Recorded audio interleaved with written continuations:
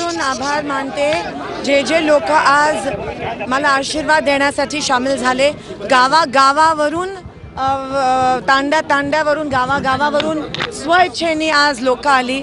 काल रात्रीपर्यंत फोन आम्हाला यायचं आणि सगळे या ठिकाणी आशीर्वाद रूपात सामील झाले। मी सगळ्यांचे मनापासून आभार मानते। या गरमीमुळे त्रास झाला असेल तर क्षमस्व, पण नक्की ही लढाई आता दिसून येत आहे की सगळ्यांची लढाई आहे। निवडणूक जरी माझी असली तरी विजय हा लोकशाहीचा झाला पाहिजे आणि सोलापूरच्या जनतेचा झाला पाहिजे। देवेंद्र फडणवीस यांनी टीका केली होती की सुशीलकुमार शिंदे हे इंजिन आहेत, आता ते प्रणितीताईंनाच इंजिनमध्ये बसवणार। मात्र भाजपचं जे इंजिन असणार आहे ते नरेंद्र मोदी यांचंच आहे आणि जे बाकीचे जे घटक पक्ष आहेत भाजप मुद्द्यावर बोलतच नाही आहे। ते मुद्द्यावर त्यांना मुद्देच नाही आहेत, कारण का 10 वर्ष त्यांनी काहीच केलं नाही। त्यांना पण माहिती आहे ते तोंडावर पडलेत आता, आणि म्हणून विषयांतर करून दुसरेच विषय ज्याचं काही घेणं देणं पण नाही आहे। तिथे शेतकरी मरतोय, तिथे गरीब महिलेला निराधार पैसे नाही आहेत, तिथे पाणी नाही आहे सोलापुरात, तीव्र टंचाई आहे ना, एवढंच सुचतं।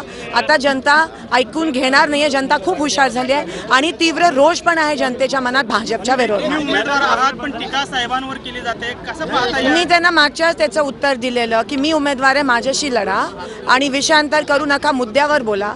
आज त्यांचे दोन्ही खासदार, माजी खासदार त्यांच्यासोबत उभे पण नाही आहेत, दिसत पण नाही आहेत। त्यांना लाज वाटते का त्या खासदारांशी? आणि इथे जे माजी खासदार काँग्रेसचे होते, माझे आदरणीय शिंदे साहेब, ते खांद्याला खांदा लावून आमच्या सगळ्यांसोबत सोलापूरची अजूनही सेवा करत आहेत।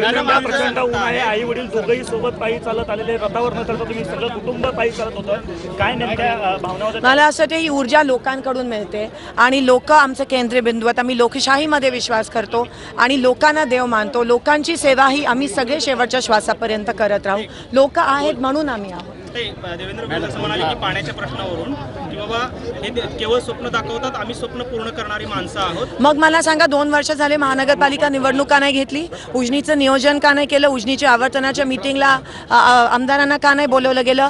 केवळ बीजेपी ही जबाबदार आहे। सोलापूरचा तीव्र पाण्याचा जो प्रश्न आहे त्याला फक्त दोषी ही भारतीय जनता पक्ष आणि ह्यांचे सगळे नेते आहेत, आणि म्हणून आज सोलापुरातला शेतकरी आणि सर्वसामान्य माणूस हा त्रस्त आहे। 30,000 घरं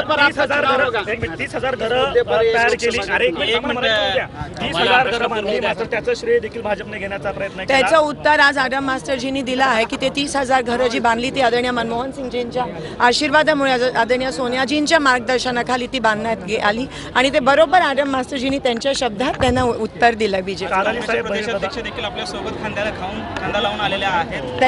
त्यांचा आशीर्वाद नेहमीच आम्ही जेव्हा पटोले साहेब जेव्हा ह्या प्रदेशाचे प्रदेशाध्यक्ष झाले त्यांच्यासोबत मी देखील कार्याध्यक्ष झाली। आम्ही एक खंबीर टीम म्हणून महाराष्ट्रात त्यांच्या नेतृत्वाखाली आहोत आणि आज भावाच्या रूपाने ते मला आशीर्वाद देण्यासाठी आले।